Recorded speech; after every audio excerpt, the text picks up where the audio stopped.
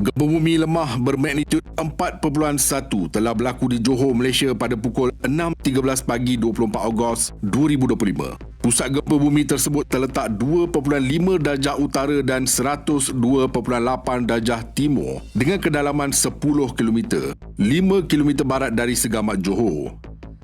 Gegaran dirasai di kebanyakan kawasan di Johor, Negeri Sembilan, Melaka dan Selatan Pahang, dan pada masa yang sama, situasi ini dipantau Jabatan Met Malaysia yang akan terus memantau keadaan ini dari semasa ke semasa. Gempa bumi di Malaysia bukanlah satu fenomena yang sering berlaku. Negara ini berada jauh dari lingkaran api Pasifik iaitu zon yang paling aktif dengan aktiviti seismik di dunia. Walaupun demikian, pada 24 Ogos 2025, tepat jam 6.13 pagi, penduduk di sekitar Segamat Johor dikejutkan dengan gegaran yang tidak dijangka. Gegaran yang berlaku ini walaupun dikategorikan